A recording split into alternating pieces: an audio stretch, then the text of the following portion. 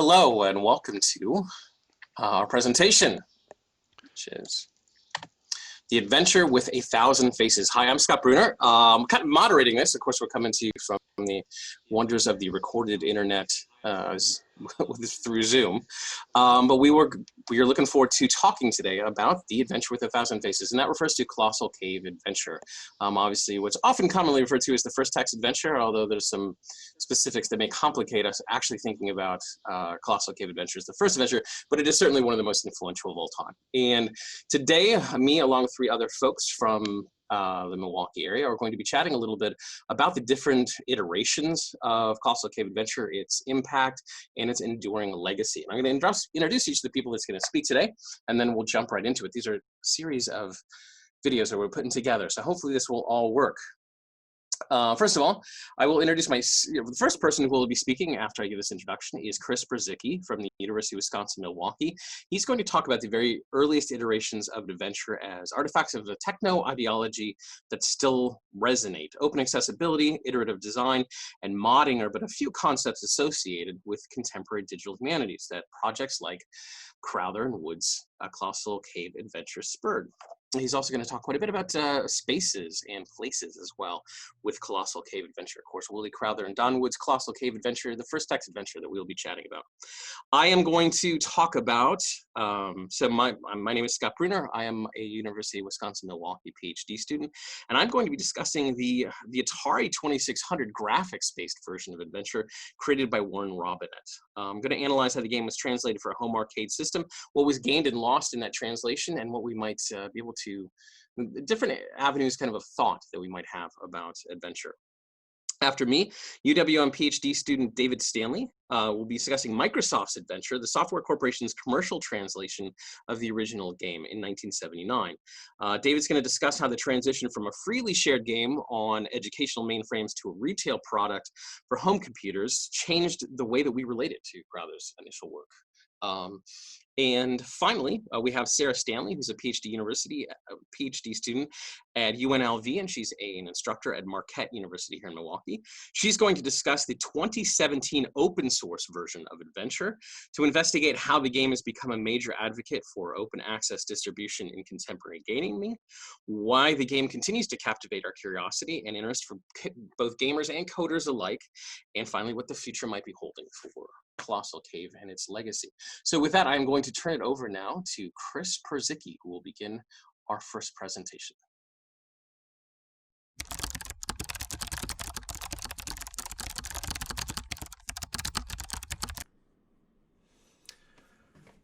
Good afternoon. My name is Kristopher Purzycki, and I will be discussing the William Crowther version of Adventure and how it created some of the foundational perspectives and approaches to video games that we see today, this through a legacy of what I call place or genius loci.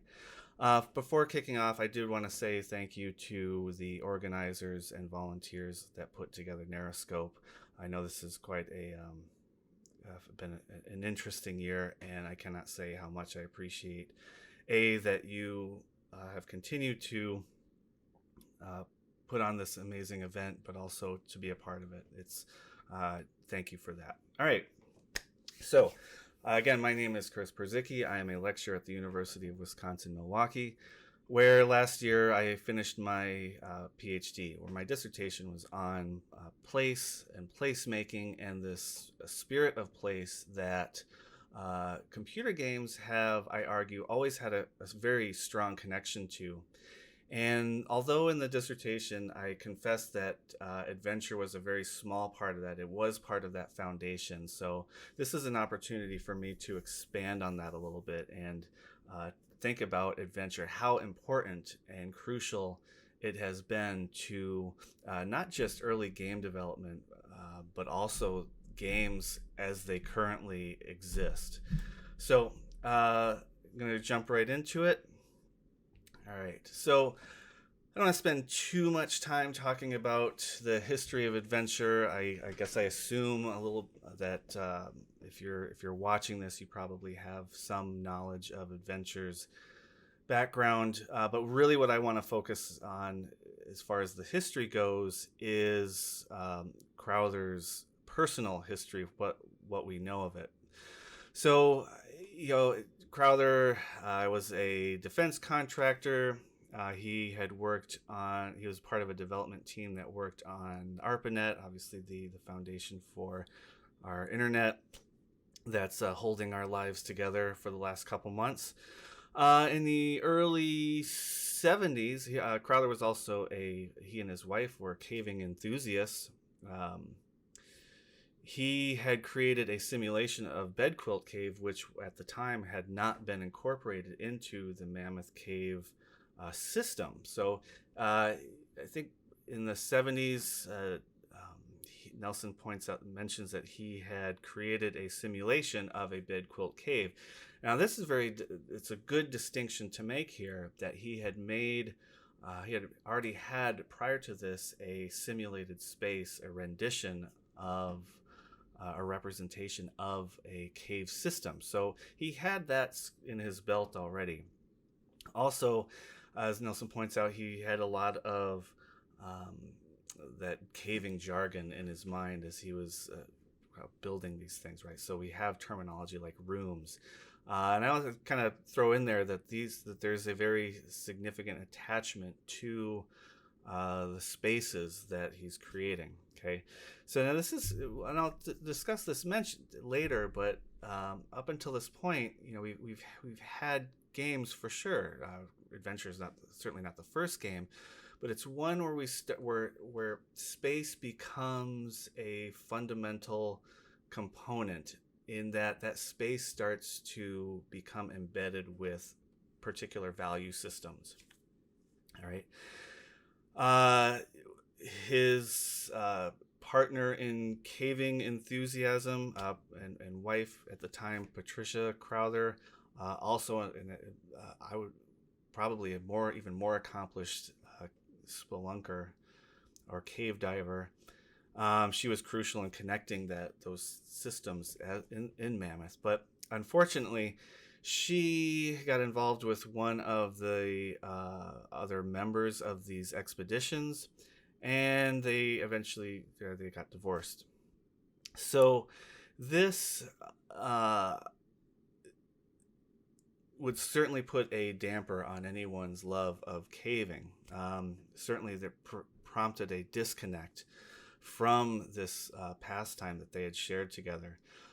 Something even more importantly, what they shared together were two daughters who were Crowther's relationship with them was limited to those times where they were allowed to visit. Okay. Another interest was developing at the time, Dungeons and Dragons, which he had played with a number of notable figures. Through all of this, the combination of all of these things, Crowther starts putting together Adventure. Here is not just a simulation, but a simulation that's flavored with the themes of Dungeons and Dragons, the fantasy themes, but also but more importantly, his relationship with his daughters. This was a game he was creating for them, and it's something that they would play on those weekends where they were staying with him.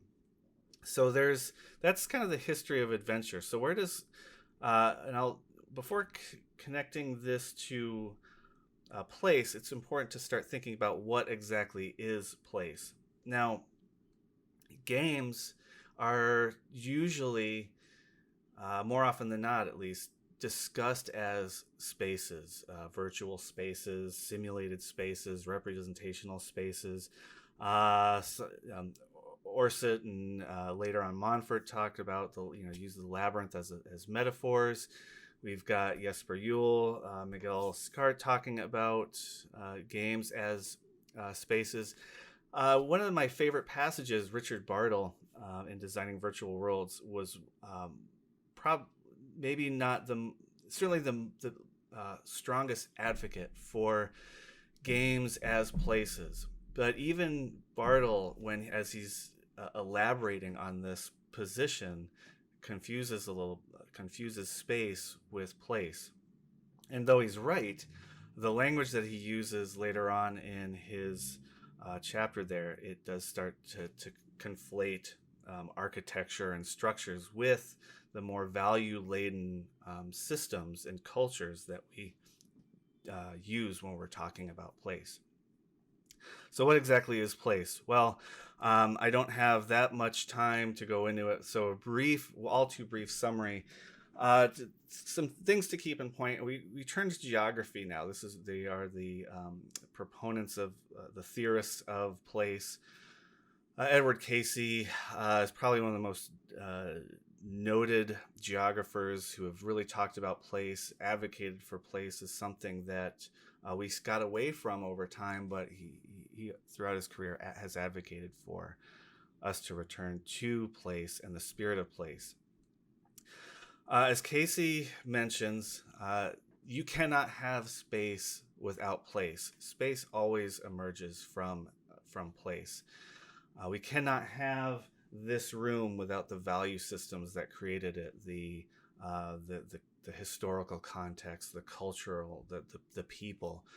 All of that creates the space, any space that we're inhabiting. So so how we got from the spirit of place, the genius loci, it happened much longer ago, Enlightenment period type stuff, where we had talked about spirit of place for generations, but with Enlightenment and more of a focus on rationality, we started focusing on, rather than the genius, the spirit, we started focusing more on loci of place, those coordinates, those the structures, right? So that kind of shift happened some time ago, and technology, computer games have largely maintained that movement. So what we've been seeing over the last 20 years is more of a push for recognizing and perceiving that spirit of place, that genius loci. And to do that, it really means being in the world and participating and being open and being vulnerable. And you might start to see where games really start to excel at this. Let's be a little more specific. For my research, this came up with kind of a conceptual visualization model to help me kind of see what I'm talking about here. Now, this is kind of an abbreviated version. There are a few more levels to this, but just focusing on this particular, more of a concrete model. First, starting from lower order and moving our way out, the setting. And this is where the distinction between space really happens. The setting is the least important. While we certainly, a place can be contained or envisioned within a space, we certainly don't need that space to inhabit a place, right? Think of, those feelings of vacation, or even better, think about, you had a great experience at a conference or convention. You had some great meetings and met some great people. That's place, right? So those are the events, those are the happenings and actions, right? So while this is kind of an interesting situation, NarraScope this year, we don't necessarily have a setting to work with, but the place of NarraScope is still very much alive and well. And that occurs through the happenings and actions, the workshops, etc. All right, and through that, this is how we build a community and make those connections. Those values that develop from those connections are the blood of place. Okay, so let's go back to adventure. So, and a lot of this is kind of at the surface, through the work of Jers and Mar and Montfort and Lessard. We've got a lot of great work on the Crowther and the development of adventure. But if we apply this to place, Crowther's really focusing on those nurturing of relationships. he has made comments about adventure not being for a while not hugely significant. He was a little bit irate with Woods for messing with it, adding those inventory systems that we now rely on. But look at what really was in that earliest version of adventure. Okay, we've got this narration. This is Crowther speaking specifically to his daughters, right? So you get the humor, you get that personality. I believe one of the quotes is very much him. But there's also the space, the cave system that he knew that he could simulate and produce algorithmically or computationally. But then within that space, creating those happenings, creating those interactions with this, not just the space, but the fantasy inhabitants, make this playful place, this toy that it was creating for his daughters. And then later on, just happenstance, he throws it out there and people start playing it, right? And I don't want to get too much into this portion of it because the development community that grows from this is certainly important. But also, even that community, just he and his two daughters, I think was really I think the most important set of values that really falls. This is why adventure, like playing through this recently, adventure gets lost on, I think, a current player. Now, Crowther has said it was aimed at developers, but there are some things that are so cryptic that even a problem-solving whiz developer may not have entirely been appreciative of if they weren't part of that family unit. All right. So what is this legacy? Legacy of placemaking is almost every game that you see out there is this. Let's see. Go back. The narration, navigation, interaction, and collaboration. From Zork, obviously there are connections. We go to Lambda Mu. And this goes into Ultima 4. Richard Garriott's just probably even more emboldened value system, literally built into a game. And then of course you've got World of Warcraft, and then something I've been playing recently, Assassin's Creed Odyssey, where you can create your own stories in that space. Now, you're doing, or even current games are taking up a lot of what the value systems that Crowther was after. So we have a independent scene that's burgeoning because of this. We have the tools now, especially with interactive fiction, to create places for our readers. But also as games move into more platforms, it becomes more of a concern because we do have a situation where, and another geographer, Yifu Tuan, talks about topophilia, where it's this love of place that could serve to feed the ego. And I would argue that this is, while we have placemaking as certainly a boon that favors, not just world building, but connections with others, those connections can also become, especially, we look around, we have the toxic facets of game culture, this kind of exclusivity, the ego nurturing portion or aspects of gameplay. This comes from a sense of place that becomes a love of itself, kind of feeding off of itself. So anyway, again, thank you to the organizers for NarraScope. This is fantastic. Have a great rest of the conference.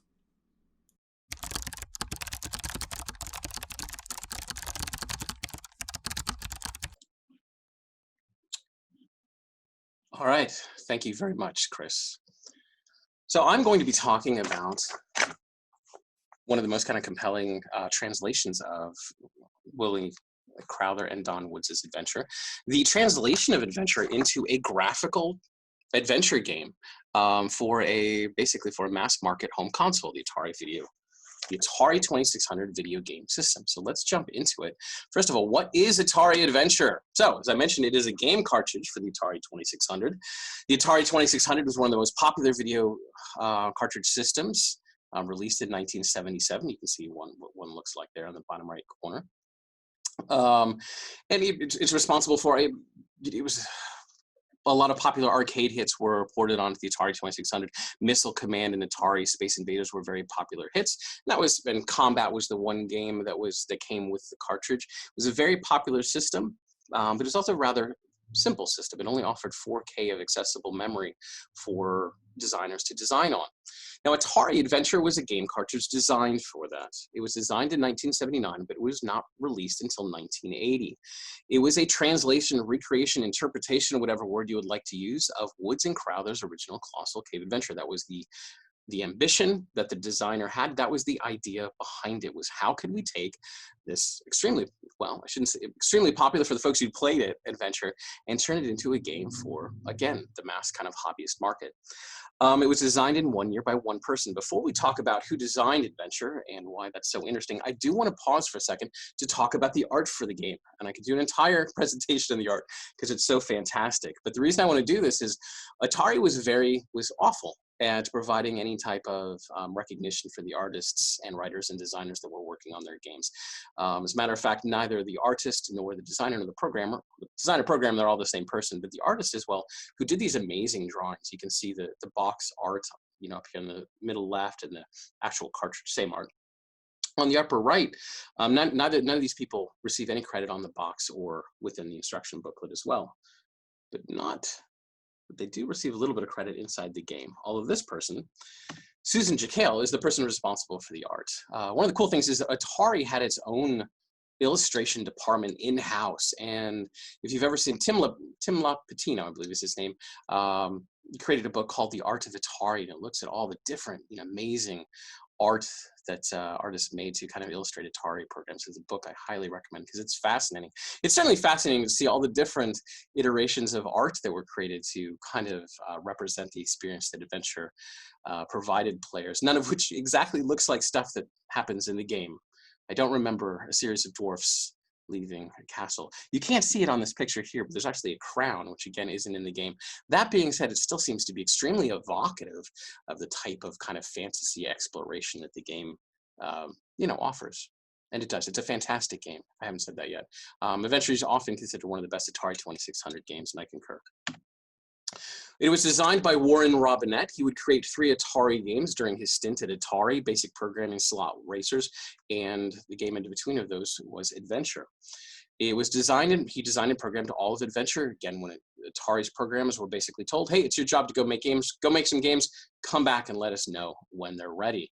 Now, he pitched Adventure to his boss saying, hey, there's this Colossal Cave Adventure that I've played. I'd really like to make it. And his boss said, absolutely no. That's a huge text-based game with 130 rooms and countless objects. You're working for a game machine that is designed to play Pong and Breakout. You cannot do Adventure, don't do it. But he was absolutely committed to his idea, and he loved the game Adventure, so he did it in secret while he evidently looked like he was working on other things. It became, to I'm sure his boss's displeasure, it became one of the most popular Atari titles. It sold over 1 million copies. And the other thing it did is it introduced the very first Easter egg, which would, of course, be popularized in the book Ready Player One. Because Atari did not provide any type of recognition for its programs, designers, and artists as well, he made a secret room that you have to do a few kind of funky little things to get access to. And in that room, it says, created by Warren Robinette. So it's kind of interesting. But I want to talk quickly about, the impact of Adventure was huge when it came out on the people who played it. Now, that was not a huge community of folks. There's a lot of people that you'd have to have access to the ARPANET, right? This kind of, I think it was originally created by the military to link folks together. And the people that had access to it, in addition to the military, were folks that worked in academic institutions like MIT or Stanford. And something that's really interesting is Warren Robinett was introduced and engaged with Colossal Cave Adventure at Stanford, at the Stanford AI Labs, which is exactly the same place that Don Woods initially engaged with Adventure before he made his own changes to it. Of course, Robinett would be playing the Woods Crowther version, but it's interesting that it comes from Stanford. One of the things I want to contextualize a little bit, and I don't have a lot of time, but I want to contextualize some of this conversation that we have about Atari 26 Adventure within the idea of people taking texts and making them their own. People taking just the idea of engagement with text and saying, you know, texts don't need to be static. There's a social element to text. We can take texts that we're interested in and make them our own. Michel Desserteau, in the sociological theory, talked about, you know, the presence and circulation of representation tells us nothing about what it is for users. You have to analyze its manipulation by users who are not its makers. Only then can we gauge the difference and similarity between the production of the image and the secondary production hidden in the process of its utilization. It's fantastic to see what people did when they encountered what they thought of as the new media of the text adventure game. Jesper Juhl talks about video games being part of the general game ecology. Video games incorporate other kinds of games and inspire other type of games. So I want us to think a little bit about how the fact that this is a medium that the, you know, as Colossal Cave Adventures, one of these first digital artifacts really inspired folks to run with it. And here on the screen are three artifacts that are indicative of running with the initial kind of both technological novelty, but also the media novelty, the excitement that Adventure kind of created in the folks that played it. Here's three different translations that are not Atari Adventure. On our left, we have Adventureland, made by Adventure International. We have Microsoft Adventure, which Dave will be talking about. And then Zork 1, made by Infocom, one of the most, for 40 years, it was the top-selling video game. All of them are new interpretations of what Colossal Cave Adventure is. I like to think of this in the same way that people sometimes think or talk about the Velvet Underground, which is that not everyone heard them, but those that did formed their own band, right? Same thing as this. Not a lot of people got to play Colossal Cave Adventure on a PDP or Deck 10, but those that did, they all went on to write their own version. So I want to talk about one thing that's really interesting is that the translation that Warren Robinett is attempting, and this is from Jimmy Marr, the Digital Antiquarian. And I want to talk about the second part of this quote is Robinett was coming at this not from the perspective of, hey, text adventures are really crude, now we can do adventures and go farther. It was literally like, look at the richness of this text adventure that allows so many different types of interactions, so many different types of places and objects in this world. But all I've got is this Atari VCS. I've got to like lower it down. We always think about graphic adventures as pushing a medium farther, but here, as Jimmy Maher mentions, Robinett came to this from the opposite point of view. He wanted to port Crowther and Woods Adventure and its textual glory to the Atari VCS, but since the VCS couldn't display all the text, he'd have to find a way with poopy old graphics. Well, he said crude, but I said poopy. Crude old graphics, right? The graphics were actually not as full and rich as text was seen in the late 70s. So what does he do? So what does Robinett have to do to implement this game? This is obviously, this is a picture of Colossal Cave in its natural habitat. He chose a number of things. First, he decided that he needed to have objects just like Colossal Cave. So Adventure has it has keys, it has gates, it has a magnet, it has a bridge, it has a sword, right? We have objects. We have rooms. This looks very much like a room of twisty little passages, doesn't it? Just direct line, of course, from Colossal Cave Adventure. So we're gonna have rooms just like we do in Colossal Cave Adventure, and we're gonna have some way for the user to interact. In this case, you see that dot in the middle, well, not in the middle, but on the lower right-hand portion of the screen between the sword and the key, both of which can be picked up. The dot represents the avatar of the character. So the implementation is kind of interesting to look at these things. This is how you implement them. Objects, rooms, and some type of representation to be able to interact with those. Now, what stays the same as he does that? Well, first of all, there's a quest in both games, and they're both based on acquiring treasure. In both Colossal Cave Adventure, you have to acquire 15 treasures. Here, you have to acquire the Enchanted Chalice. There is a kind of end state There's rooms. You have to go through different rooms. You have to pick up different objects that allows you to solve puzzles in different rooms, whether it's a sword to kill a dragon or it's a magnet to grab the keys. There's obstacles, there's dragons. Now that's monsters. The obstacles, there's a maze, correct? There's different ways that you have to navigate through the puzzle. And of course, there's monsters constantly trying to keep you from getting to the end. What's different? Well, the first one is movement, and I want to go to a quotation by Nick Montfort and Ian Bogost here. Though text adventures emphasize movement between spaces, action adventure games emphasize movement through and within spaces. In the VCS adventure, the player doesn't just press the joystick in a compass direction. It moves a square around that screen, perhaps choosing to continue to the edge so that the square moves off the current screen and onto the next screen. So as you can see here, if you think about text adventures, you kind of are static in a room, and you can kind of play with all the items in the room. Here, in all of these elements, you see all the little square. He can move through. He can move through the maze. He can move and fight the dragon there in the lower right-hand corner. The movement's very different. There's one treasure instead of 15. Colossal Cave Adventure had hundreds of K. One Robinette had to fit this only 4. There's only 30 rooms in Adventure. Well, there's 130 in Colossal Cave. Now, does this make the game simpler? I would say not necessarily. For instance, one of the things that's actually a little bit more complicated in this iteration, in Warren Robinette's version, is that monsters actually have a number of different behaviors. They can flee from some items while they chase others. They sometimes flee from the square dot avatar, who looks like a ball, who looks like a little dot because he's supposed to be a pong ball. It's also replayable. Unlike Colossal Cave Adventure, if you know how to solve all the puzzles and objects, you're pretty much good with the game. In this one, the third level of adventure randomizes where every one of the objects and monsters are, so it's constantly a game you can play over and over again. So it's not necessarily simpler, despite the fact that it is much, much smaller as far as the data that's available. Okay, so what does this mean? Right? Only 15 minutes. We could talk for another 45 minutes about what this all means. But I want to talk about how the themes of adventure continue to resonate throughout games. Exploration, puzzles, getting over obstacles, acquiring treasures in a new area. The run through, again, you know, Jimmy Maher contextualizes this. This was the first action adventure game. Well, we have gone on and certainly created a wealth of games that are all based on, you know, adventure exploration. That are the action adventure game. We've got Myst here, Tomb Raider, Legend of Zelda, a personal favorite, Red Dead Redemption here down on the lower screen, of course Zork as well. Well, what is it that makes, what are the elements? And that's the question I want to ask. What are the elements that continue to make this type of game so compelling, right? Well, it could depend on your point of view. For instance, if you wanted to, you could do close readings of the idea that each of these games offers a type of power fantasy that provides us with extreme amounts of agency and power in these types of games. Certainly, there's a number of academic arguments have done exactly that, as we do in the action-adventure game God of War, which allows us to feel very powerful. Thus, we're raising our child.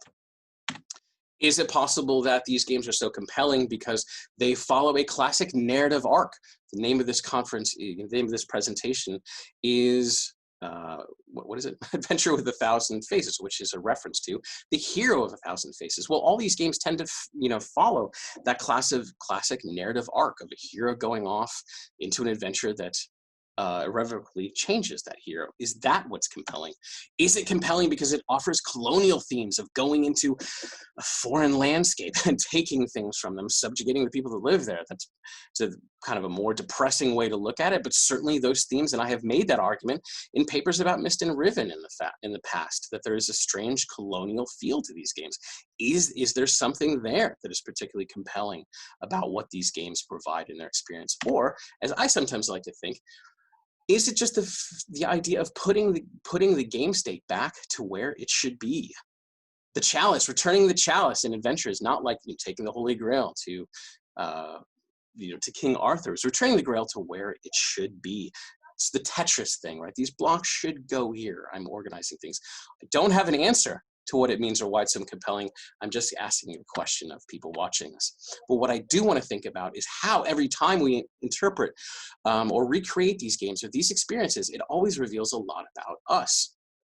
Miguel Sicart in Play Matters wants us to think about play not as a form of consumption, but as a form of production. Celia Pierce, when she was talking about multiplayer games, talks about man the player is also man the creator, who plays within, subverts, and reconfigures media, inscribing it with new goals and cultural meanings. One could argue that the new global village of games and multiplayer games is a distributed playground, less passive and more collaborative than what Marshall McLuhan initially envisioned. Everyone who inhabits the global village's playground is at once performer and audience, merging the sense of play as performance with gameplay. At the same time, as con-creators, they are empowered to redesign the game to their own liking. So I might argue that each of the examples I gave of modern day games, which translate the concepts of adventure to the modern platform, all are imbued with cultural, social values, and of course the reasons for their existence. Those are all kind of games made for mass markets to make money. All right, that is all I have. So I want to thank you very much for walking through a little bit of Atari Adventure. I would love to talk more in the Discord, any questions that you have, but I want all of us to think again that games and play and the intersection with narratives offer us new ways for us to provide our stories and to express and share our own interpretations of the world and our lives. All right, thank you very much.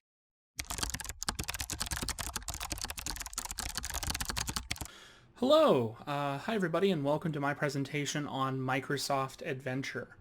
So I know that with COVID and everything right now that this has been really crazy. So first of all, I want to thank my co-presenters, Kristopher Purzycki, Scott Bruner, my wife Sarah Stanley, who will be coming next, as well as all the good folk over at NarraScope who are putting this on and taking all this time and effort to make sure this conference goes ahead as expected. Awesome job, really great, and thanks everybody. So yeah, let's talk about Microsoft Adventure. Microsoft Adventure is a really significant piece of hardware, or rather of software, that I think is really interesting and worth talking about. It represents something of a fundamental shift in the way that adventure as a piece of software had been used, traded, engaged with by people up to this point, specifically Crowther and Woods. So first, a little bit of background information to kind of make sure that context is clear. In the very late 1970s, IBM was looking to move into the personal computer market. They had actually launched a number of sort of portable or smaller computers before then, but the IBM PC, standing for personal computer, was set to be their big debut system. They ended up contracting Microsoft to produce MS-DOS, the foundational operating system that would eventually become the titan we know as Windows today. MS-DOS has a long and complicated history, which I would love to get into, but since we're focusing on adventure here, I'm going to just try to stay on target. So normally with games from this early DOS era, it's easy to kind of talk about them, but Microsoft, by definition of both being a port and being a launch title for the IBM PC, and therefore one of the first, if not the first, PC game in, or rather, PC DOS game as we think about them, it makes it a little more complicated. So to avoid confusion, I'm going to avoid talking about the broader context and background of adventure itself, as my previous presenters have done such an eloquent job of representing that. So how did Microsoft Adventure come into place? Well, so as IBM was looking to put together this PC platform, they were looking for some killer software and also licensed Microsoft to produce that software for the MS-DOS platform. Microsoft, who had been, was a relatively small team, had a few pieces of software like this, a few games produced and done over the time, including, ironically, Adventure. So a man by the name of Gordon Letwin, let me jump forward here. So that's Gordon here on the middle row on the far right side with that amazing beard. Gordon Letwin was an American software engineer who worked at Heathkit prior to joining Microsoft and was responsible for porting Colossal Cave Adventure over to the IBM. However, he didn't do it with the IBM first. He actually created versions of Adventure for the Tandy TSR-80 in 1979 and the Apple II eventually in 1981. The DOS version for the 5150 line of IBM personal computers was produced in 1980 and was, of course, a launch title with it. As a result, the IBM version runs with a pretty standard 4020 monochrome text mode because it was originally created for the TRS-80, despite the IBM personal computer being capable of displaying some versions of color.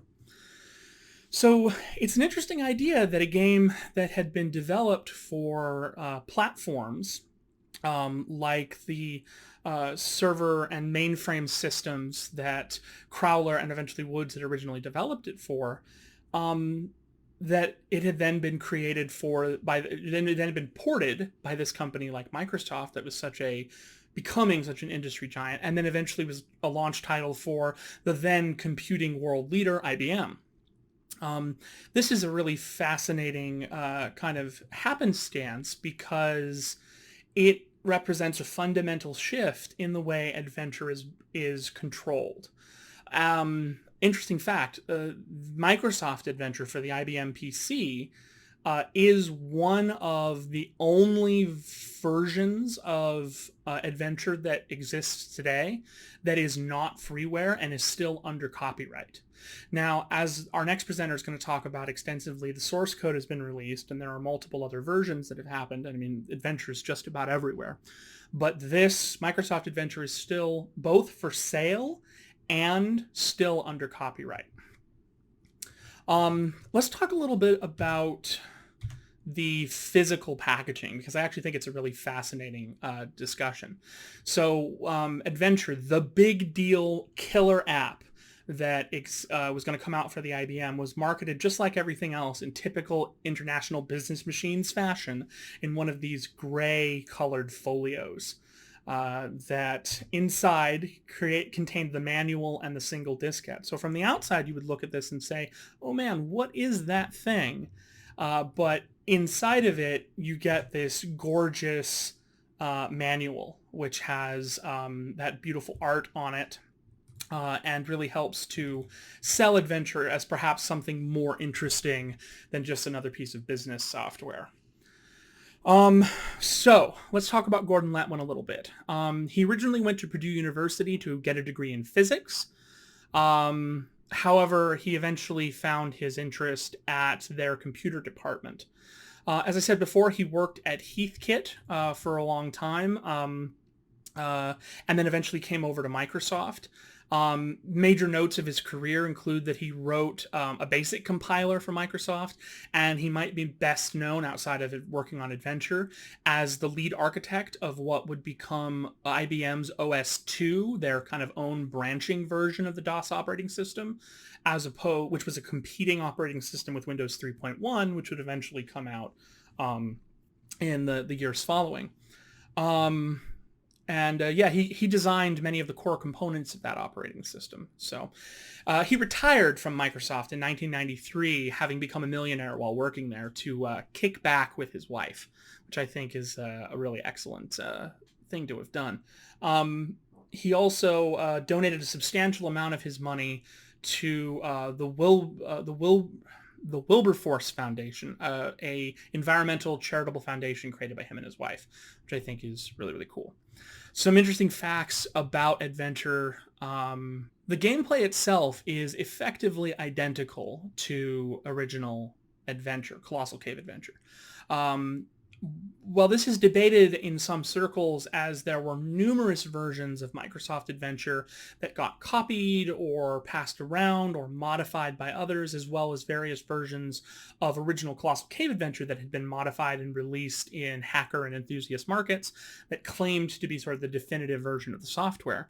However, the original discs that had been released and cut out were effectively totally the same as original Adventure. But since Colossal Cave Adventure was written in Fortran for PDP mainframes, it couldn't just be copied into DOS directly.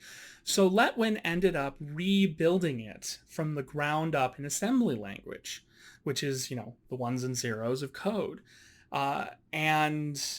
Really fascinatingly, this took a long time and a lot of work to recreate it. He had to do this because there were significant RAM limitations.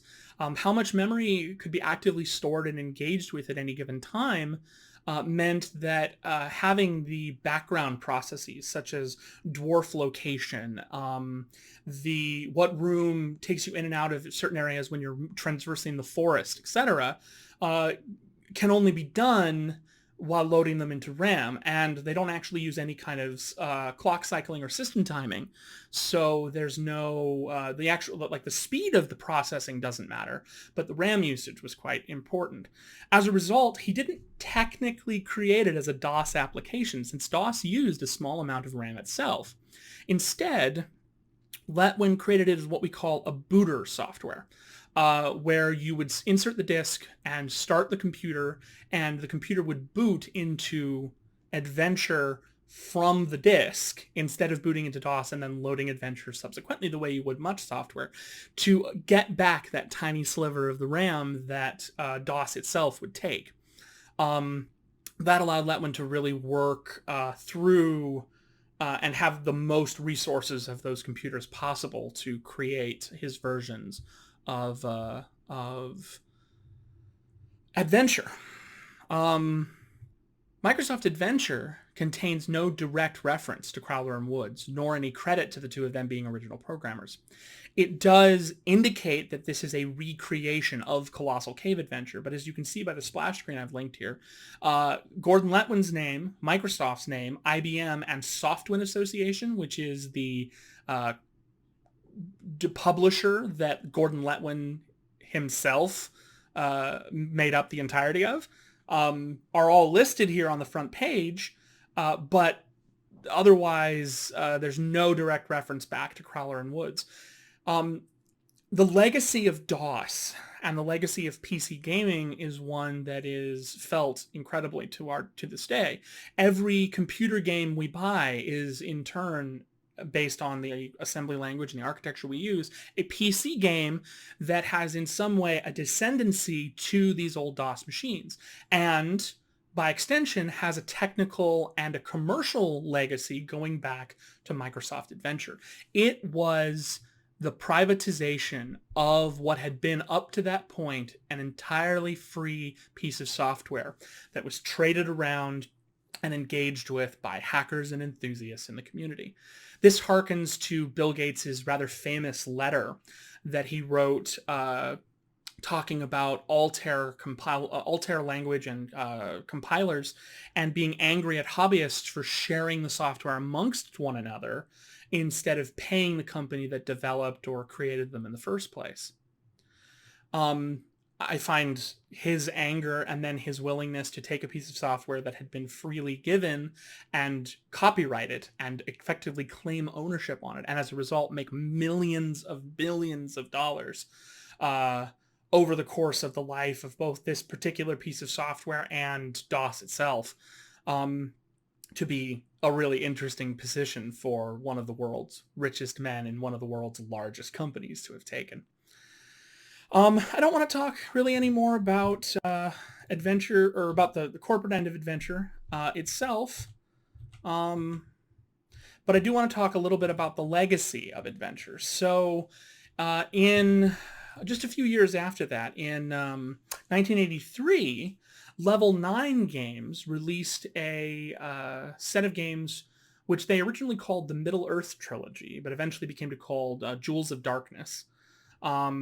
And these games have 3 entries, the first of which is called Colossal Adventure, which is quite literally an expanded version of Adventure by Crowther and Woods, released eventually for the IBM PC and other PC platforms at the time. So despite the fact that Microsoft and IBM owned a copyright on Colossal Cave Adventure, rebranded as Microsoft Adventure, since other companies, other publishers were making games based on Adventure and releasing them to compete with Microsoft's material. Ironically, the group Level 9 Publishing Level 9 Developers did eventually get in some legal trouble, but not from Microsoft, and instead by the Tolkien estate, as they had named their games the Middle-earth trilogy and tied them more overtly into the Lord of the Rings, and were forced to rename the material. That was in 1986. The games include some simple static graphics, including some basic pictures, which do sort of fundamentally change the experience of playing a text adventure. It's really a fascinating kind of direction. So that leaves us at a really interesting juncture where versions of Adventure would be republished and recreated and modified and situated for many, many, many times over the decades to come.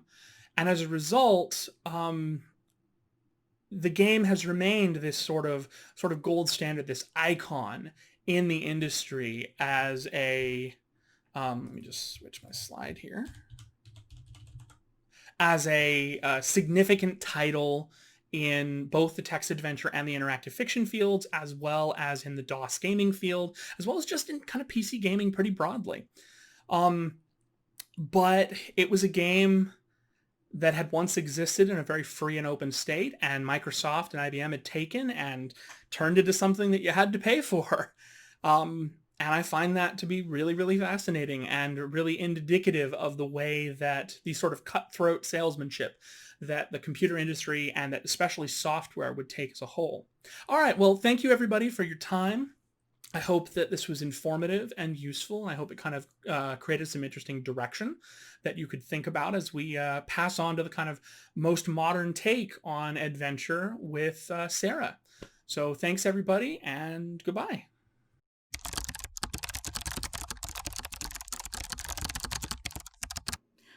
Hello everyone, my name is Sarah Stanley and I'm a lecturer in English and Gender Studies at Marquette University in Milwaukee, Wisconsin.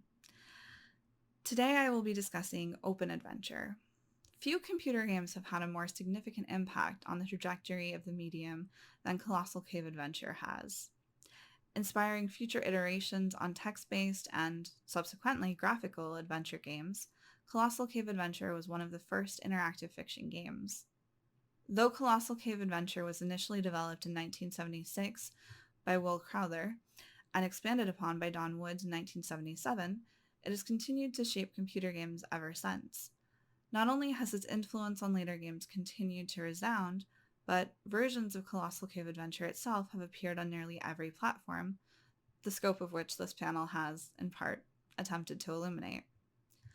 Crowther wrote the original release of Adventure in Fortran for the PDP-10 mainframe.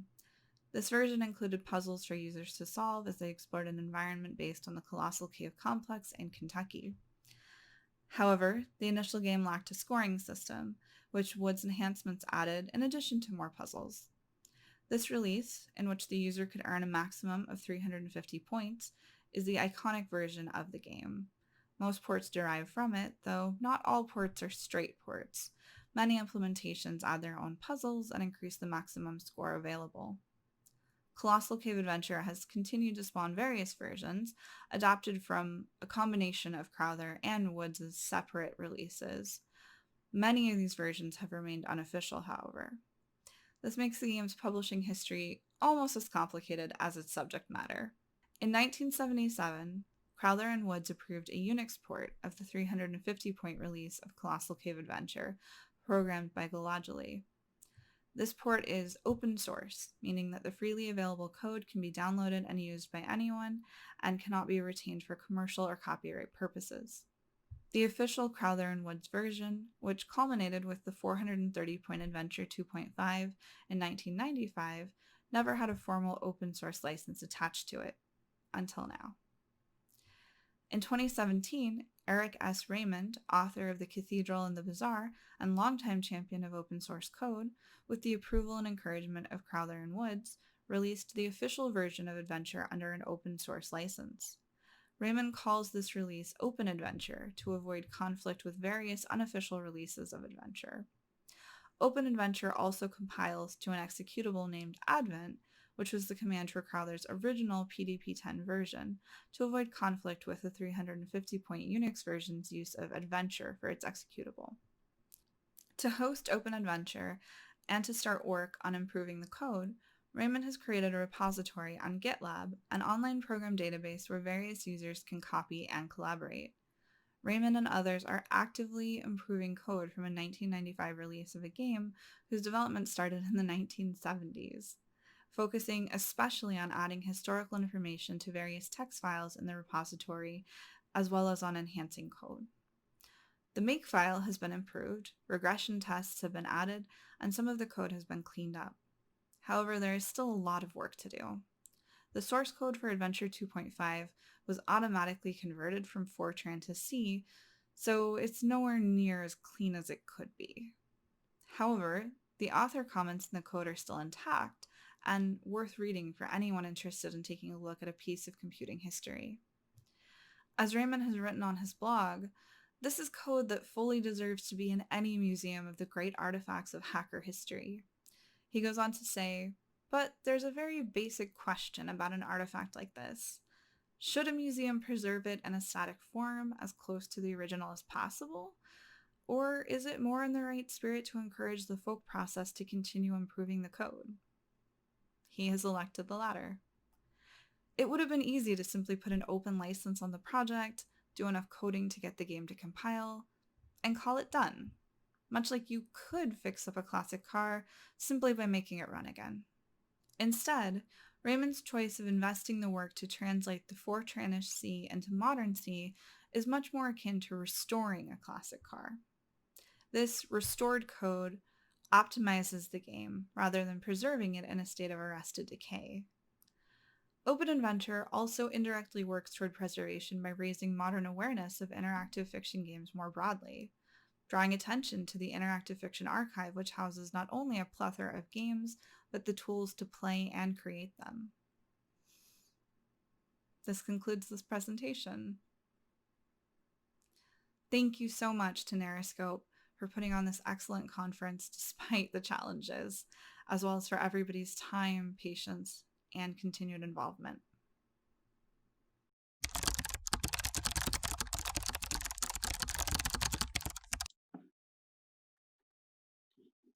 Okay, thank you very much for joining us today on Adventure with 1,000 Faces. So we talked about Colossal Cave Adventure. For the rest, there probably isn't much time left. However, I, along with some of my other participants, will be available to answer any questions that you might have about our presentation. I'd also invite you to, so if you have any questions, please send them our way. My user handle is appshy, and I'm always happy to actually discuss any of the things we talked about in this presentation. If you want to keep in touch with the four of us who have worked on this, we actually have a Discord channel, a blog, and a Twitch stream, although they're kind of still working out some of the kinks and the bugs on how they will work, but where we actually play classic text adventure games. We've been trying to play Colossal Cave Adventure recently, and we'll probably continue doing so.